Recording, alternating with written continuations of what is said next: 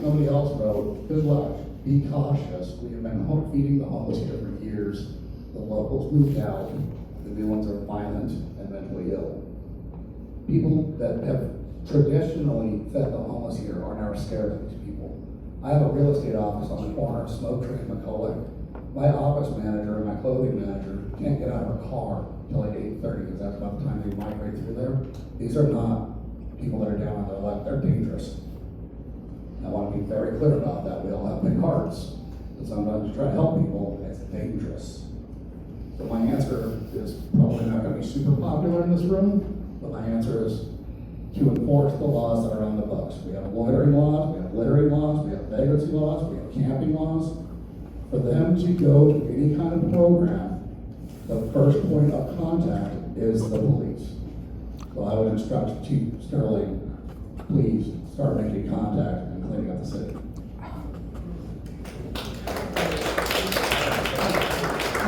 I'm going to break the rule, and I'm going to say I can't resist this. I have been working with the Veteran Treatment Court here in Lake Havasu for 12 years, and it's actually a treatment court. If someone comes into court, these are veterans. I mean, I know it's a smaller group, but a lot of them come in homeless, without jobs. And remember, homeless is not necessarily out on the street. These can be sort of sofa surfing, staying somewhere forever. And the only reason I continue to do that job is because, and I'm a volunteer, is because it's so god-awful rewarding when we succeed. And our recidivism rate has gone from like 80%, 85%. What we have here with our veterans is less than 9%. There is a way to do that.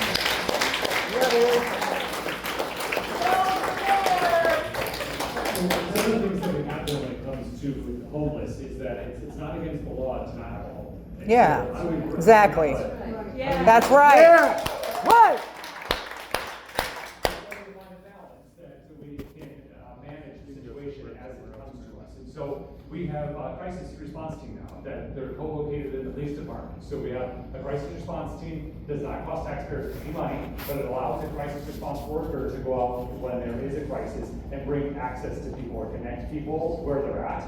We have the CRT, in addition to the VRT, which is the Veterans Resource Team that Joan had mentioned. We also have the CRT, which is for our cold recurring court that we just started. It's another problem-solving court for people that have behavioral health issues and maybe substance abuse issues at the same time. So we're working with that population as well, so we can lower the recidivism rate and get them back into society as producing members of society. And then we also are working in partnership. We just started a partnership this year with the Clothes Closet.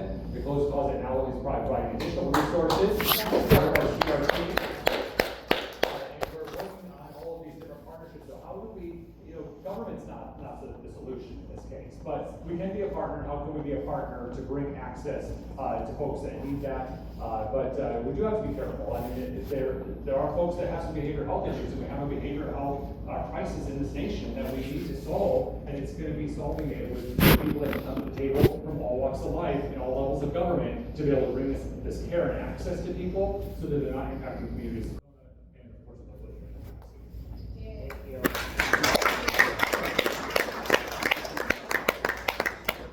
if you start, Yeah, I think, it's one of my passions. I couldn't help myself. Sorry.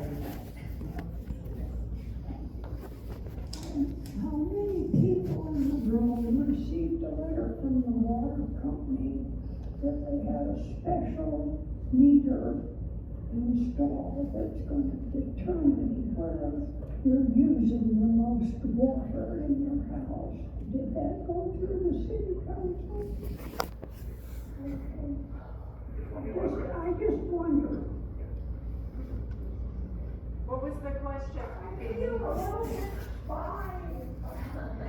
So what it was about advanced metering when it comes to water metering, and did that come from like Havasu City, and how many of the folks in the room may have received a letter with that? We were able to receive grants to do advanced metering throughout the community. This is updating our water meters. So our water meters, currently the way that they monitor water, they are good on day one and they start getting worse every single day that they're on. And so we need to replace them at some interval. And in the process now we're doing advanced metering, which allows us to digitally read the meter, which saves us from having meter readers, from having additional staff to have to go out and do these areas. But it also allows each of the residents or the ratepayers the opportunity to have an app where they can track their own water usage. They can say, oh, maybe my water heater is running, or maybe my toilet is running. And so it gives the citizen the opportunity. We're not monitoring you, it just gives you the opportunity should you have that opportunity. I say we're not monitoring you, but if we see big fluctuations in your bill, we do call you. So, and we've been doing that for decades. That's one of the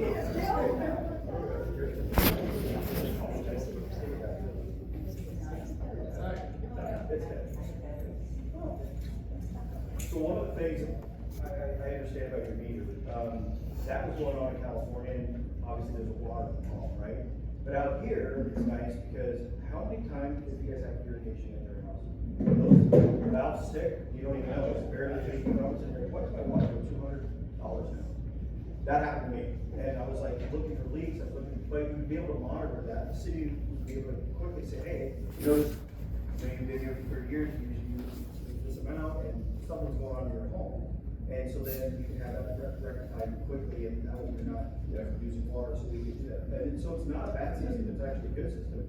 They're not watching you. What they're trying to do is, and again, go back to water, like you want to serve as much, but we get busy, and there's little valves here. And I'm choosing that, or you have a crack in the pool, and all of a sudden you don't understand it, it's just slowly trying to keep going. So that helps with preserving some of the water too, and it helps with your bill.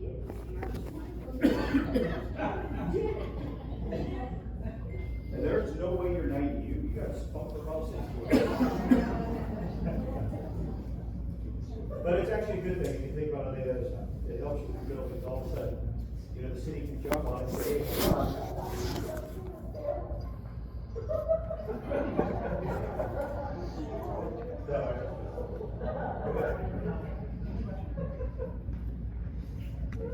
So I'm a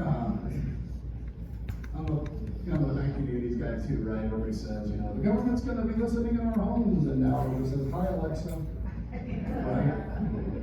That being said, they're not spying on you with these things. I will tell you guys that I mentioned that I was doing 3D printing back in the 90s. I did all the prototyping for all of these meters for just about every single company. I was really, really big in the valve containment of that industry. Prove it. What they can't, what's that? Prove it. You can actually go with my father, Dwight Johnson. He had more patents with regards to control gases and liquids than pretty much anybody in history.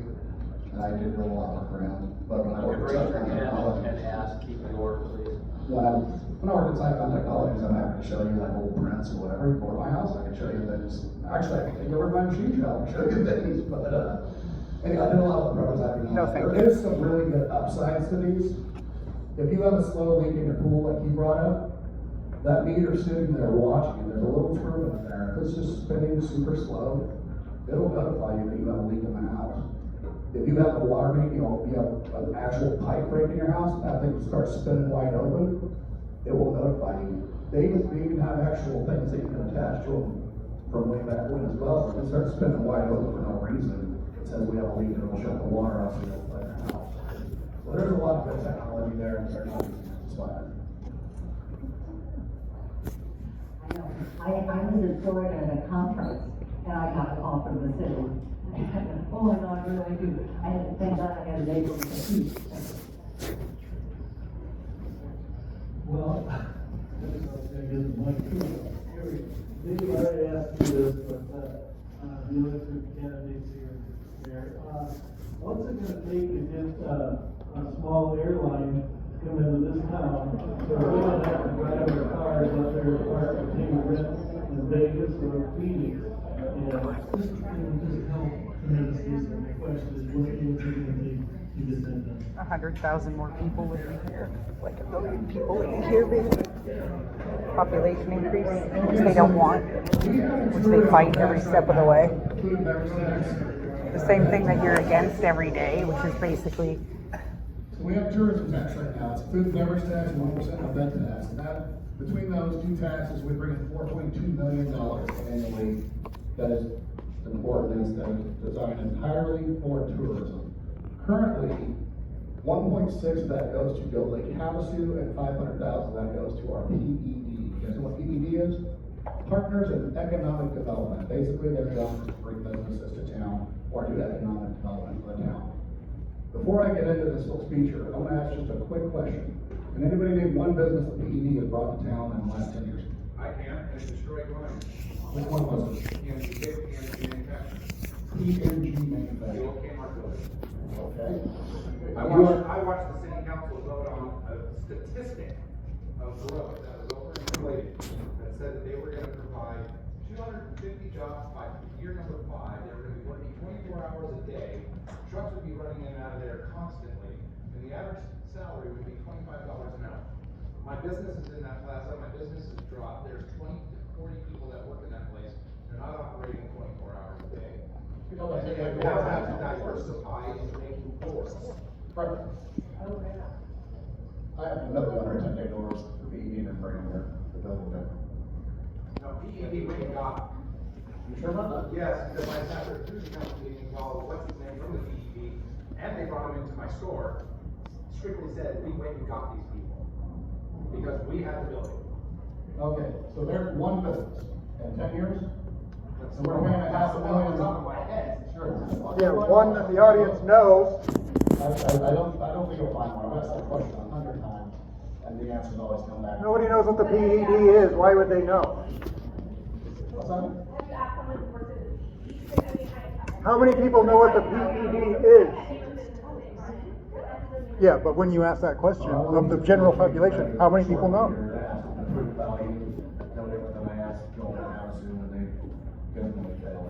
To get to the point of the airline, $2.1 million. Comment was- 500 goes to PED, 1.6 goes to Go Lake Havasu. The other 2.1, which is supposed to be used for tourism, is currently being swept to the general fund.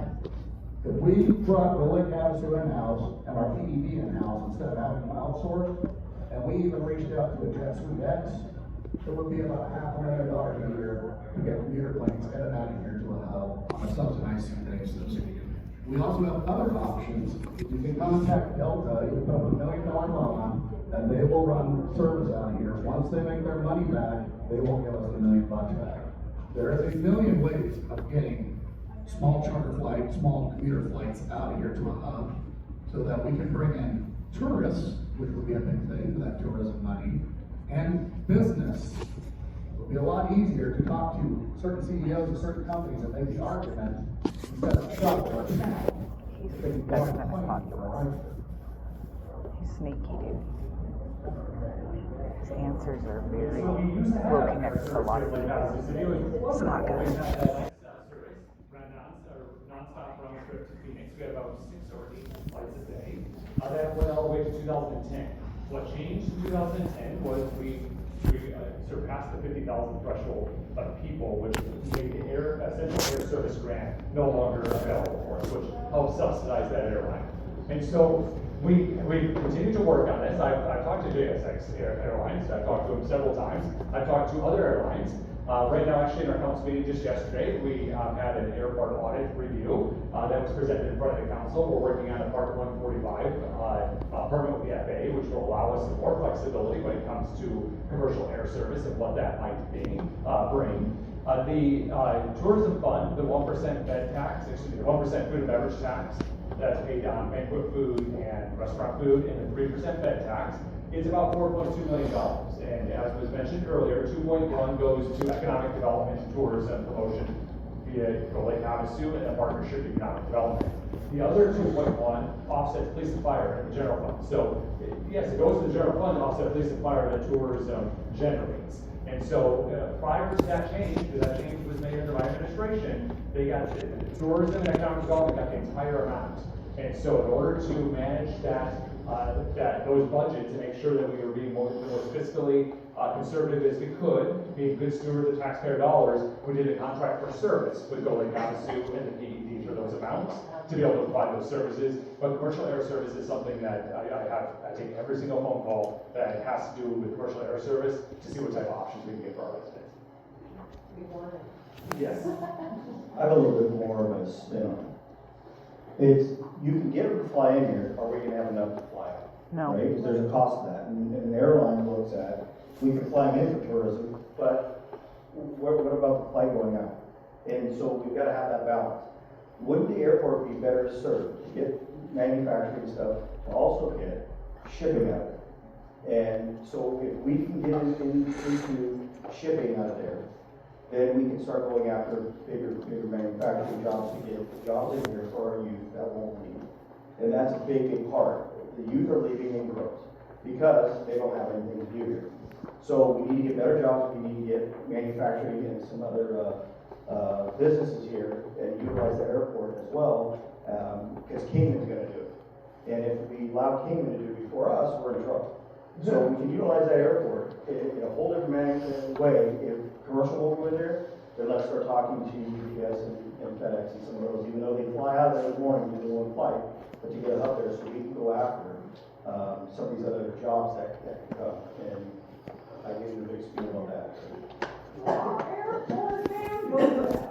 Yes, it'll happen. He would like to respond as well. Okay, so a lot of people don't know it in town, but you guys want to know what Bald-headed cities actually known for? They have a large international airport. That is a shipping hub for DHL, UPS, FedEx. We are never going to compete with them.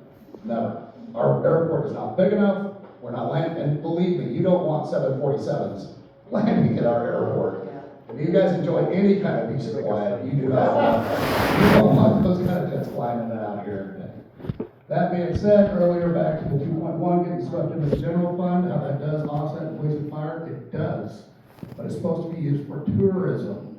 So when you put on a large event, so I put on Super Cat Fest, when you put on a large event, that's what that money's supposed to be used for, is for the police and fire, for tourism.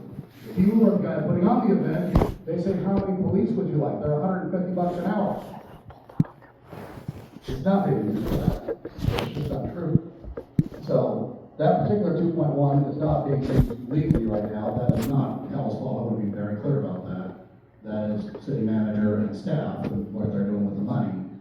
But it is not being used. The airport itself, we're making some good progress on it. I appreciate Cal's efforts towards that.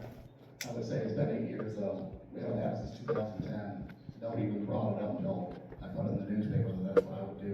And now everybody's trying to say they're doing it, so. I think the gentleman in the back there also had another question. A follow-on. Yeah, I don't need the microphone though, I speak loud enough. Cal, just real quick, because you know the statistics, how many officers is our PD short? We actually are having a really great recruitment month. Right now, we're about six officers short, but we have had really good recruitment this month. So How many is the fire department short? fire department's not short. They're not short at all. We have a retirement, a large retirement group that's going to be retiring in 22nd, that we're planning retirement, but the chief is planned accordingly for that.